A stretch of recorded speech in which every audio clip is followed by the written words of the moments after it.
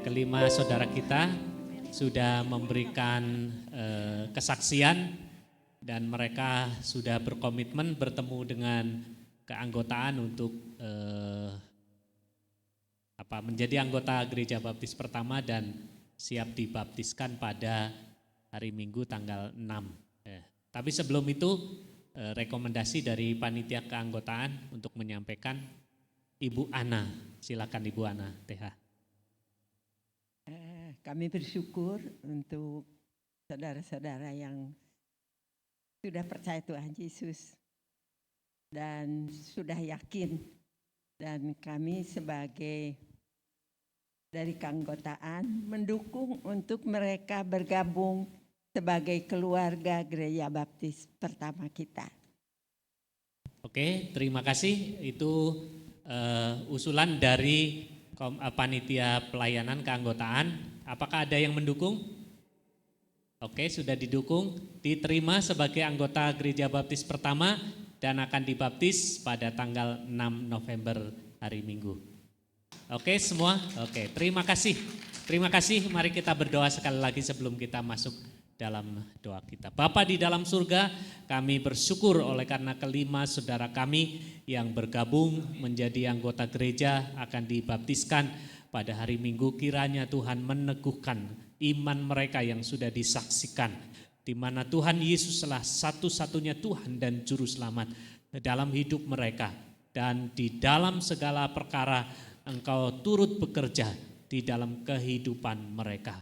Terima kasih Tuhan, biarlah Engkau terus meneguhkan perjalanan iman mereka dan memimpin bersama-sama kami sebagai keluarga Gereja Baptis Pertama. Dalam nama Tuhan Yesus kami berdoa. Amin. Amin. Oke, kembali ke tempat, saya menyerahkan kepada yang bertugas untuk melanjutkan doa kita. Oke, selamat sore Bapak Ibu yang dikasihi Tuhan. Selamat sore, terima kasih untuk kesaksiannya yang sangat memberkati kita semua.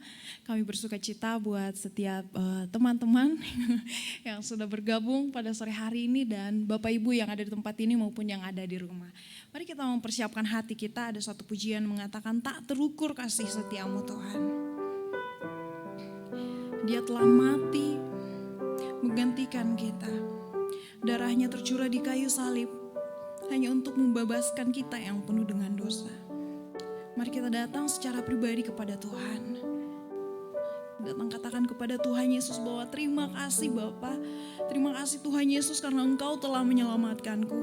Terima kasih Tuhan Yesus karena dengan segala cara-Mu yang ajaib, Engkau membawaku kembali untuk datang menyembah-Mu Tuhan.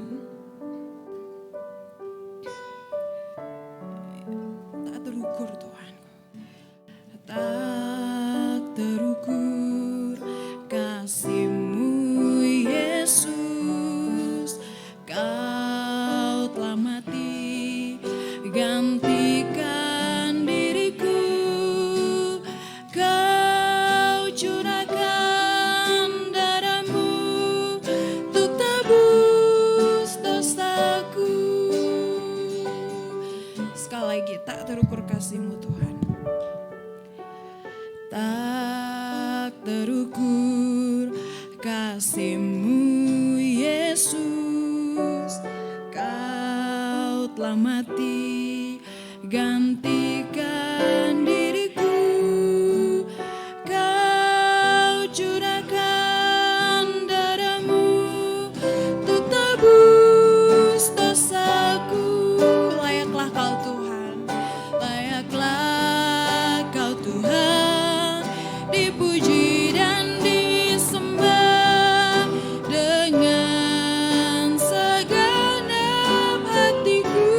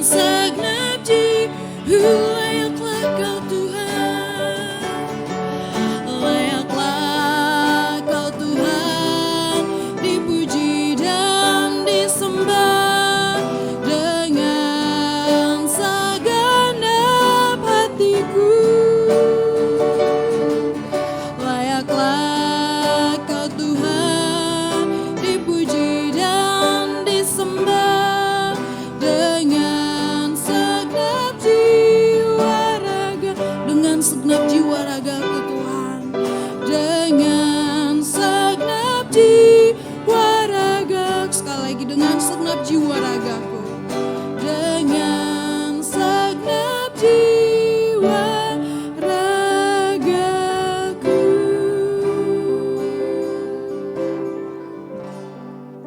Mari kita bersatu dalam doa. Selamat sore Bapak yang baik, Bapak yang penuh kasih.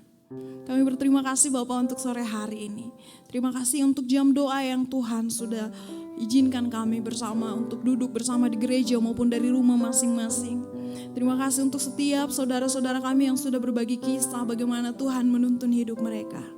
Pada sore hari ini Tuhan, kami juga sama mau datang dan mengakui Tuhan sebagai juru selamat kami. Kami mau selalu mengungkapkan hati kami bahwa kami mengasihi Tuhan dalam setiap langkah kehidupan kami. Terima kasih untuk penyertaan Tuhan di hari yang telah berlalu bahkan sampai saat ini dan di masa yang akan datang.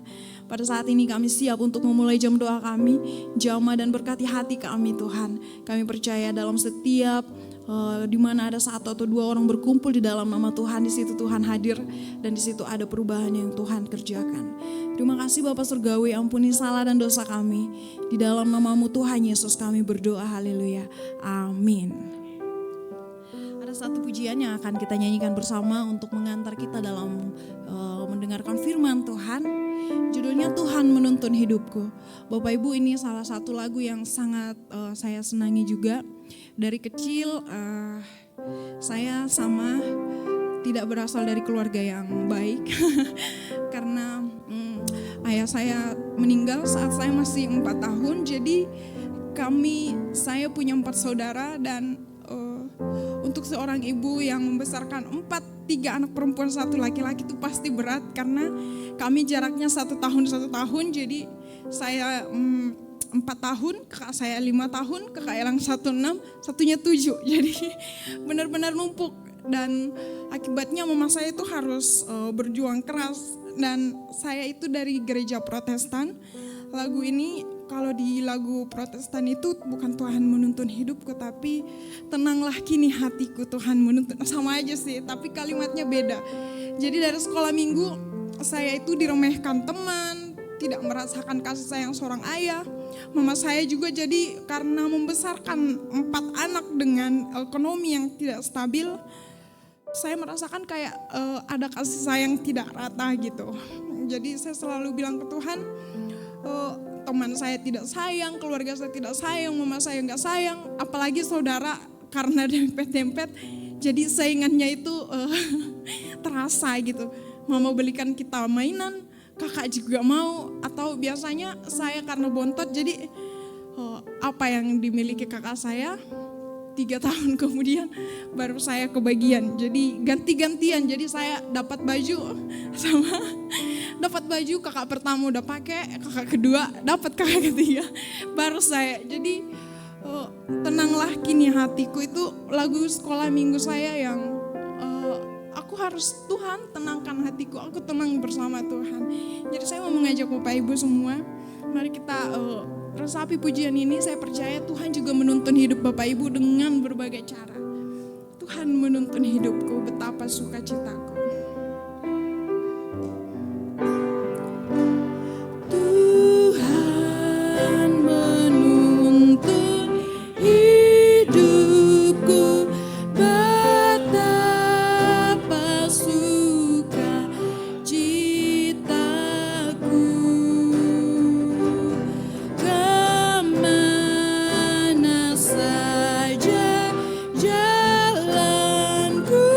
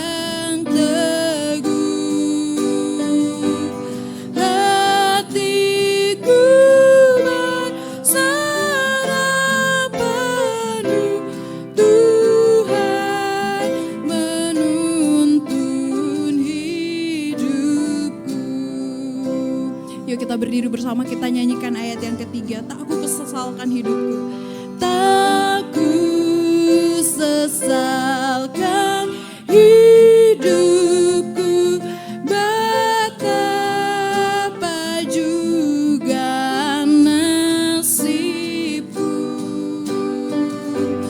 Puas dengan kehendaknya, sebab Tuhan menuntunku. Tuhan menuntun hidupku, tangannya memegang teguh. Hatiku berserah penuh, Tuhan menuntun hidupku. Ayat yang keempat. Bila genaplah kerjaku, menang berkat anugerah-Mu, pun takkan menakutkan.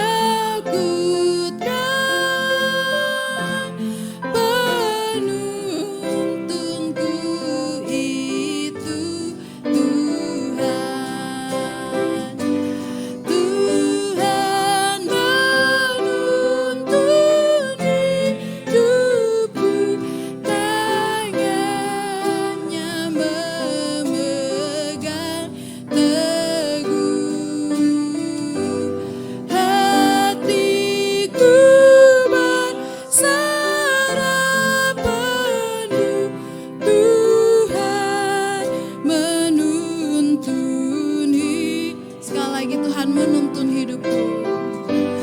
Tuhan menuntun hidupku, tangannya memegang teguh. Hatiku berserah penuh, Tuhan menuntun hidupku.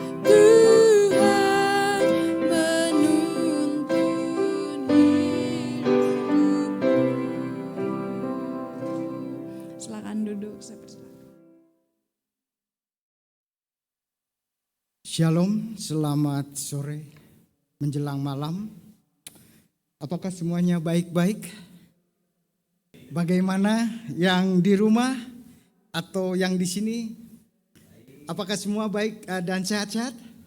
Amin, puji Tuhan ya. Kenapa saya menanyakan semua sehat-sehat baik-baik? Karena masa sekarang kesehatan tuh mahal. Ya Pak Abram ya, mahal ya. Karena di masa COVID ini kita harus senantiasa berjaga-jaga. Puji Tuhan untuk semuanya kalau Tuhan memberikan kekuatan kesehatan pada sore hari ini. Ya, sebelumnya kita melanjutkan ke persekutuan doa kita. Baik, kita berdoa dulu ya. Tuhan, sungguh kami bersyukur Tuhan, Engkau yang sudah menuntun langkah dan setiap hidup kami. Lagu tadi mengingatkan Tuhan, hanya Engkau yang menuntun. Ketika kami berserah kepadamu Tuhan, Tuhan menuntun. Bahkan Tuhan selalu mengampuni kepada setiap kekurangan akan jalan hidup kami. Terima kasih Tuhan. Biarlah Tuhan juga terus melindungi kami, menjauhkan kami dari segala yang jahat, bahkan segala penyakit, terlebih COVID yang sedang merajalela lagi di Bandung dan di Indonesia. Kiranya Tuhan Kau jauhkan itu dari kehidupan kami. Terima kasih Tuhan, sebentar kami akan merenungkan sebagian firman Tuhan. Biarlah hamba-Mu ini Tuhan pimpin, Tuhan tuntun, karena hamba-Mu berserah kepada Engkau. Biarlah lidah dan bibir hamba-Mu boleh menjadi berkat untuk menyampaikan renungan firman Tuhan pada malam hari ini. Karena hamba-Mu ini hamba yang tidak layak, tapi Tuhan sudah melayakkannya. Terpuji nama Tuhan, dan di dalam nama Tuhan Yesus kami sudah bersyukur dan berdoa. Amin. Baik saudara, renungan sore hari ini saya beri judul Ada Kepastian di Balik Pengharapan. Kita selalu berharap kepada Tuhan ya. Mereka juga yang di luar sana berharap kepada Tuhan. Tetapi terpuji Tuhan bagi kita sebagai anak-anak Tuhan. Kita berharap di balik harapan itu ada kepastian. Amin. Hari sore hari menjelang malam ini, renungan diambil dari surat Paulus untuk jemaat Tesalonika, yaitu 1 Tesalonika 4 ayat 13 sampai 18. Saya ingin membacakan 2 ayat supaya kita lebih memahami untuk pembahasan selanjutnya, khususnya janji-janji Tuhan kepada kita yang percaya bahwa Tuhan adalah satu-satunya sebagai Tuhan dan Juru Selamat. Ayat diambil dari Yohanes 6:47. Tolong ditayangkan, kita akan baca bersama-sama supaya kita mengerti apa yang akan kita renungkan pada sore hari ini. Bisa ditayangkan Mas Dodi. Yohanes 6 ayat 47 yang tadi juga di pertemuan sebelum bersaksi ini sudah dibacakan. Untuk membacanya mari kita berdiri semua, kita menghormati firman Tuhan ini. 1, 2, 3. Aku berkata kepadamu, sesungguhnya barang siapa percaya, ia mempunyai hidup yang kekal. Amin. Satu lagi, Yohanes 10:28. 1, 2, 3. Dan aku memberikan hidup yang kekal kepada mereka, dan mereka pasti tidak akan binasa sampai selama-lamanya, dan seorang pun tidak akan merebut mereka dari tanganku. Terima kasih, silakan duduk. Tadi di pembahasan sore dengan para calon baptisan, ayat tersebut juga sudah dibacakan oleh Pendeta Isyah. Jadi memang ini ayat favorit saya dan selalu mengingatkan saya ketika saya mengajar dimanapun.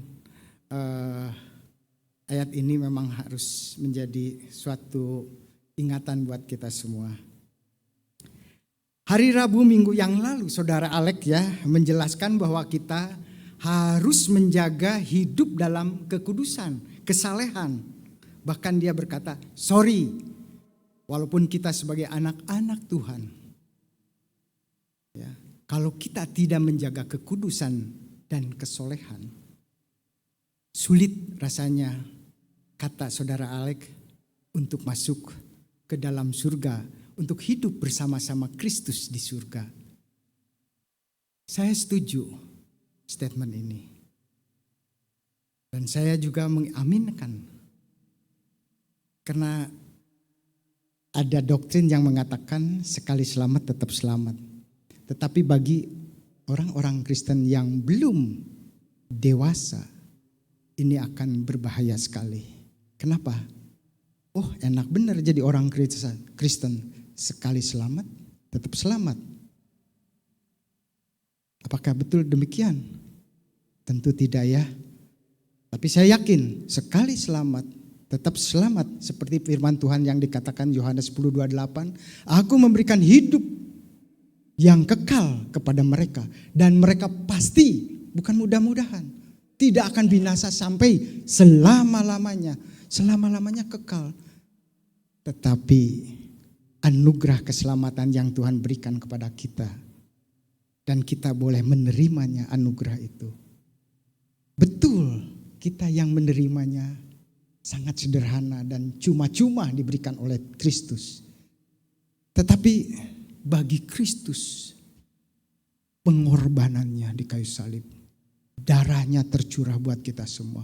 Dan kita harus menghargainya. Dengan apa menghargainya?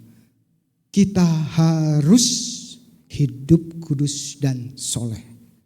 Supaya kita terpelihara, iman kita terjaga.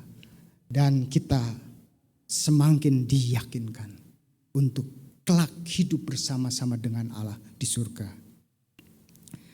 Di dalam pelajaran sebuah pernyataan mustahil bahwa kita bisa menyelamatkan dirinya sendiri. Mustahil. Tetapi oleh karena anugerah Tuhan, kita diberikan yang luar biasa. Kenapa? Betul. Tuntutan Allah itu sempurna. Satu dosa saja tidak mungkin kita bisa menyelamatkan diri kita sendiri. Oleh satu dosa saja. Jadi betul-betul ketika kita jatuh di dalam dosa, cepat balik, berdoa, mohon pertolongan daripada Tuhan untuk meminta ampun. Tuhan Maha Adil, Tuhan Maha Baik. Barang siapa mengaku dosa di hadapan Tuhan, Tuhan akan meluputkan semua dan tidak menghitung-hitung dosa kita. Setiap kita pasti pernah mengalami kehilangan atau ditinggalkan orang yang kita kasihi. Seperti orang tua kita, saya pernah ditinggalkan orang tua. Pertama mama saya, kedua ibu saya. Lalu sekarang kokoh saya yang paling besar juga sudah dipanggil Tuhan. Kokoh yang nomor 2 dipanggil Tuhan. Kokoh yang 3 dipanggil Tuhan. Saya kebetulan anak bontot, bungsu. Nah sekarang tinggal berdua dengan kakak saya yang tinggal di Kerawang. Kemarin dia jatuh sakit, dia diopname dan dia minta didoakan. Saya doakan terus mereka dan mereka sudah pulang kembali ke rumah. Jadi saya betul-betul pernah merasakan bukan sekali saja, berapa kali saya ditinggalkan saudara-saudara, orang tua yang saya kasihi. Karena kematian itu datang tidak mengenal waktu ya. Baik usia, status, dan jenis kelamin bahkan mungkin dengan cara apa saja, di mana saja, dan kapan saja. Sewaktu-waktu kita dipanggil Tuhan, itu yang harus kita siap. Di dalam metode yang biasa saya mengajar, sebelum saya menginjili orang lain juga, ada pelajaran yang namanya unit pertanyaan 2 diagnostik. Pertanyaannya begini, seandainya Anda meninggal dunia hari ini, apakah yakin Anda pasti masuk surga? Bagaimana bagi yang akan dibaptiskan, apakah Anda yakin pasti masuk surga? Yakin ya, puji Tuhan. Bagaimana Bapak, kok melamun? Yakin ya, puji Tuhan. Nah, banyak di luar sana orang ada ragu menjawab pertanyaan ini. Tapi jawaban apapun, ada satu pertanyaan lagi yang lebih penting. Nah, pertanyaannya bunyinya begini. Seandainya betul-betul ini terjadi, kita meninggal dunia. Lalu kita akan menghadap tahta Allah di surga. Lalu Allah bertanya, kenapa aku harus izinkan engkau masuk surgaku? Nah ini pertanyaan sebagai shock terapi supaya kita akan waspada. Kapan saja, di mana saja, dengan cara apa saja, kita tidak tahu. Waktunya adalah waktu Tuhan, bukan waktu saya. Mungkin habis ini saya pulang ke rumah, saya dipanggil Tuhan. Saya nggak tahu. Nah inilah suatu peringatan. Kita harus waspada dan kita harus bijaksana. Nah pada sore hari ini, pada surat Paulus yang ditujukan kepada jemaat Tesalonika dari ayat 1 Tesalonika 4 ayat 13 sampai 18. Mohon ditayangkan. Akan kita baca sekalian. 1, 2, 3. Selanjutnya, kami tidak mau saudara-saudaraku bahwa kamu tidak mengetahui tentang mereka yang meninggal secara, supaya kamu jangan berduka cita seperti orang lain yang tidak mempunyai pengharapan.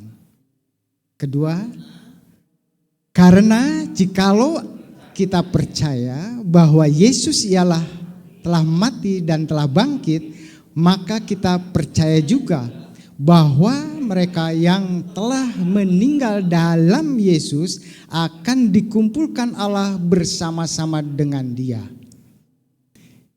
Ini kami katakan kepadamu dengan firman Tuhan kita yang hidup, yang masih tinggal sampai kedatangan Tuhan, sekali-kali tidak akan mendahului mereka yang telah meninggal.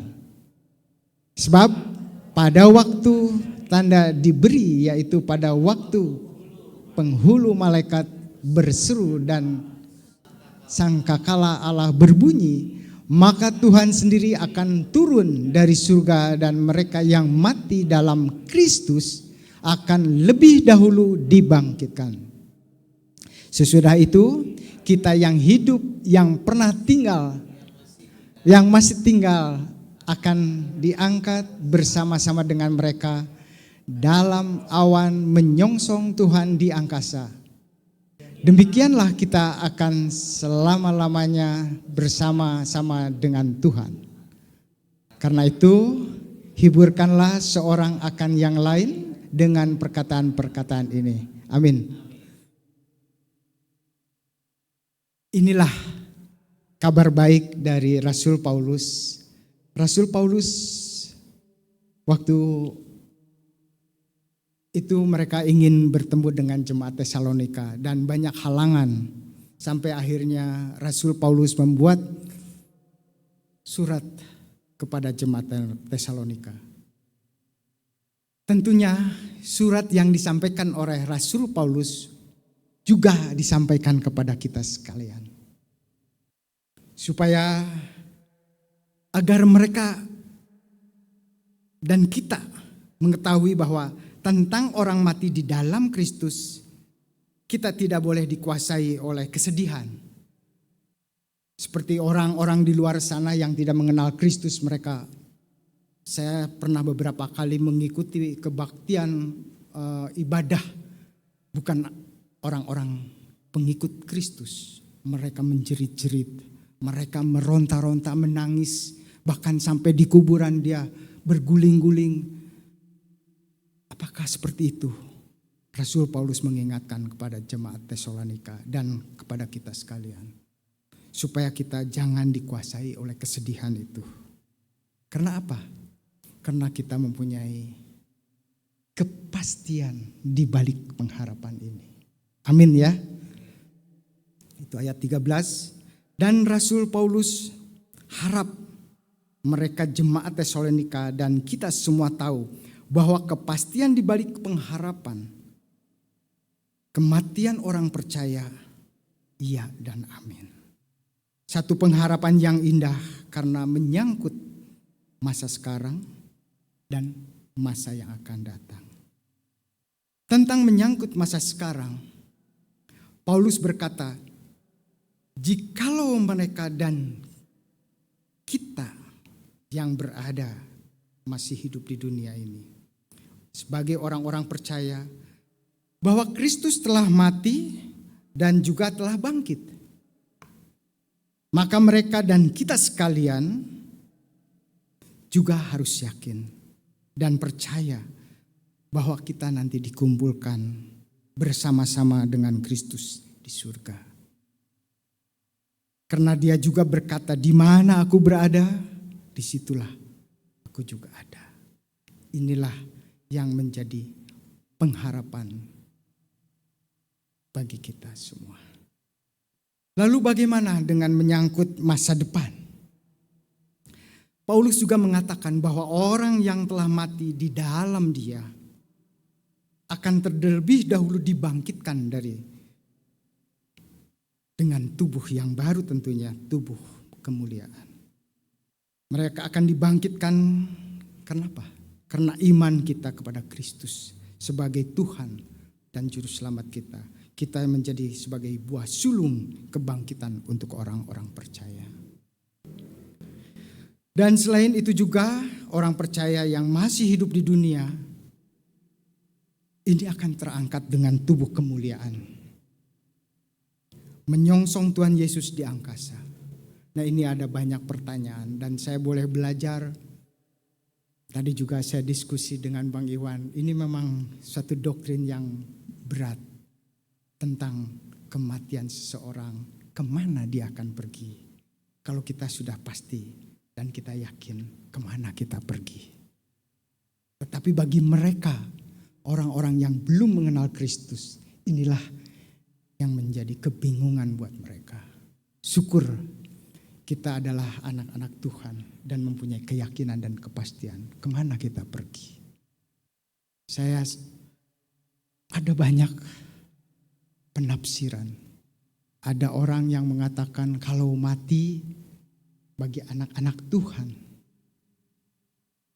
kita seperti pada waktu Tuhan Yesus disalibkan, ada satu orang di sebelahnya. Dia percaya kepada Tuhan. Langsung hari ini juga engkau bersama-sama di Firdaus.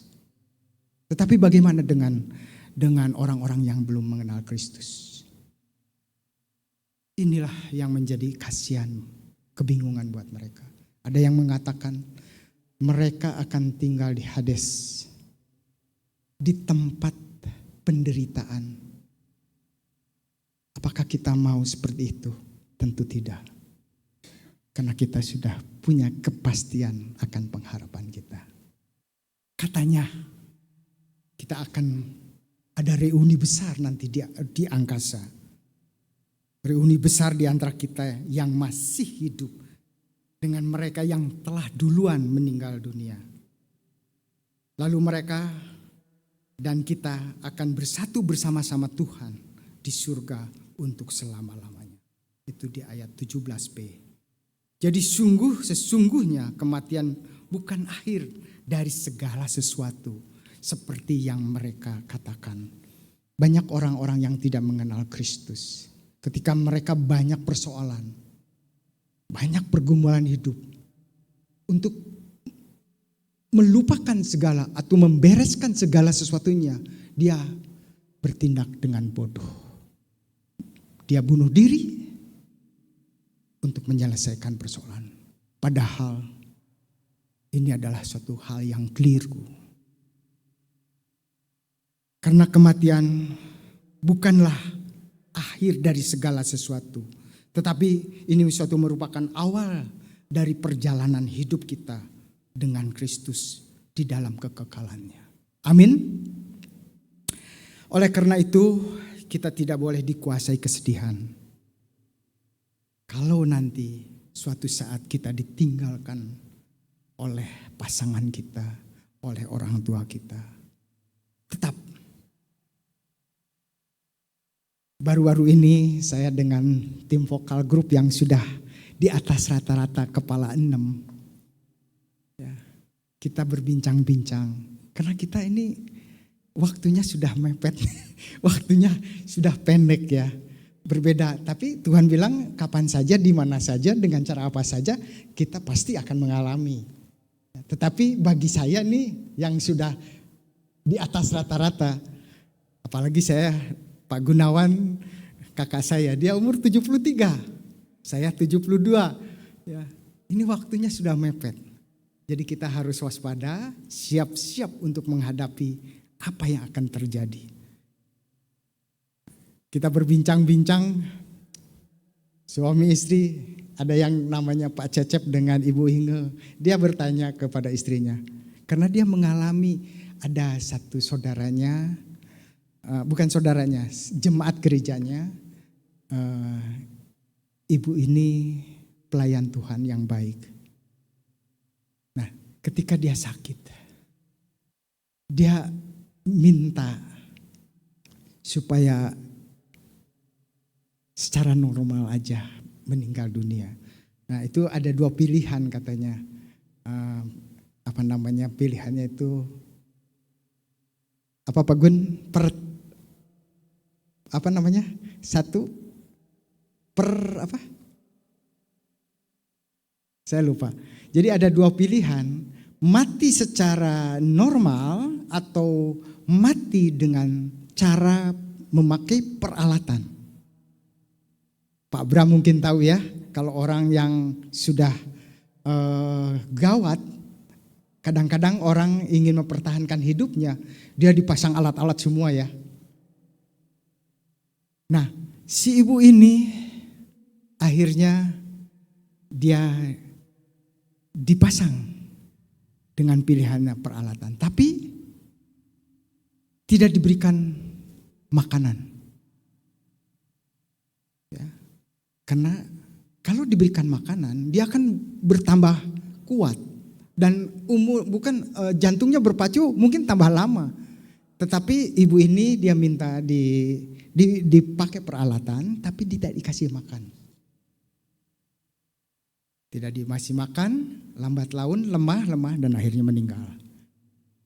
Nah, diskusi ini menarik sekali dengan vokal grup yang rata-rata di atas kepala 6. Bagaimana dengan istri kita atau dengan suami kita? Nah, sampai di rumah kami pun terus berbincang-bincang. Nanti kalau saya sakit, bagaimana? Apakah mau seperti ibu tadi atau bagaimana? Nah, ini menjadi suatu perbincangan suami istri yang sudah lansia. Tapi puji Tuhan, bagi saya, karena saya yakin saya pasti akan bersama-sama Tuhan di Firdaus. Apapun yang terjadi bagi hidup saya pasrah, menyerah kepada Tuhan. Karena saya tahu Tuhan yang berdaulat atas hidup saya. Saya tidak bisa memohon lebih banyak ketika saya nanti akan dipanggil Tuhan. Semoga saya boleh pulang dengan damai. Karena ini akan menjadi teladan buat anak-anak saya dan warisan dari orang tuanya untuk tenang ketika kita menjelang ajal dipanggil Tuhan. Jangan sampai seperti orang-orang di Tesalonika yang diberi surat dan diingatkan oleh Rasul Paulus. Kalau boleh bersedih, bersedihlah. Tetapi jangan dikuasai oleh kesedihan itu. Inilah peringatan Rasul Paulus untuk jemaat Tesalonika dan bagi kita semua pada sore hari ini. Dan sekarang kita tahu dan punya kepastian dalam pengharapan untuk hidup kekal bersama Kristus. Nah, pesannya dari Rasul Paulus, hiburkanlah seorang yang lain dengan perkataan ini. Bagi mereka yang belum punya pemahaman, kepastian dalam pengharapan. Supaya mereka juga memahami janji-janji Yesus bagi kita sekalian. Amin ya. Tuhan Yesus berjanji dan menjamin kita semua dengan kepastian. Saya akan bacakan sekali lagi Yohanes 6:47.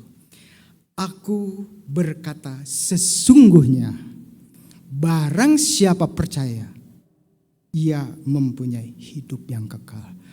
Di sini dijelaskan akunya adalah huruf besar.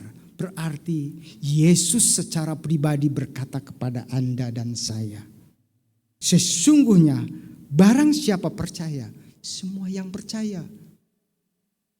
Ya, kita semua mempunyai hidup yang kekal. Yohanes 10:28 menegaskan lagi, dan aku memberikan hidup yang kekal kepada mereka. Di sini juga sama, akunya huruf besar. Berarti Yesus Kristus berbicara langsung kepada saya dan Anda sekalian. Aku memberikan hidup yang kekal kepada kita semua. Kepada mereka berarti kepada kita semua. Dan mereka, kita semua, pasti, bukan mudah-mudahan, pasti. Tapi saudara-saudara kita yang belum mengenal anugerah keselamatan daripada Kristus, insya Allah, kumaha engke, mudah-mudahan, kumaha lalampahan orang, katanya begitu. Kasihan mereka. Mereka belum punya kepastian dengan pengharapan mereka yang masih abu-abu. Dan Yesus berkata, pasti tidak akan binasa selama-lamanya dan seorang pun tidak akan merebut mereka dari tanganku. Tadi sudah diperagakan oleh Pendeta Ais, ada sebuah jabatan tangan Romawi. Seandainya tangan kanan saya adalah Allah dan tangan kiri saya manusia. Ketika kita meyakini bahwa Tuhan Yesus sebagai Tuhan dan Juru Selamat kita, wah, rasanya kita tidak mau lepas. Kita ingin memegang terus tangan Allah di dalam Kristus Yesus. Tapi seberapa lama, seberapa kuat kita bisa memegang tangan Tuhan? Suatu saat kita dikecewakan, suatu saat kita bergumul dalam hidup, kita lelah, kita lepas. Kenapa? Karena manusia adalah rapuh kesetiaannya. Tetapi lihat apa yang terjadi. Tangan Allah di dalam Kristus tidak sekali-kali melepaskan tangan kita. Dan Dia selalu memegang tangan kita, menuntun, dan Dia tidak mau satu pun binasa. Itulah yang dipesankan Rasul Paulus untuk jemaat Tesalonika dan kita sekalian yang ada di sini. Terima kasih. Puji Tuhan, Tuhan memberkati kita semua. Mari kita berdoa. Tuhan Bapa kami yang ada di dalam surga, sungguh Tuhan, janji-Mu ya dan amin. Ketika kami percaya, mengandalkan Engkau satu-satunya sebagai Tuhan dan Juru Selamat, kami semua sudah mempunyai kepastian keselamatan. Kami bersyukur Tuhan, biarlah firman Tuhan yang mengingatkan kepada setiap kami boleh memegangnya dengan teguh. Dan boleh kami ingat selalu bahwa Tuhan akan menuntun, memegang tangan kami. Kuduskanlah kami Tuhan. Solehkanlah kami Tuhan sebagai bagian daripada kami, supaya kami tidak bercacat celah di hadapan Engkau. Sungguh kami bersyukur untuk anugerah-Mu pada malam hari ini. Sungguh kami bersyukur untuk segala kebaikan Tuhan. Ampuni kami Tuhan di dalam segala kelemahan dan kekurangan kami. Yang seringkali kami tidak sadar melakukan hal-hal yang bodoh. Tetapi kami percaya Tuhan akan menolong dan mengampuni kami. Terima kasih Tuhan, di dalam nama Tuhan Yesus kami sudah bersyukur dan berdoa. Amin.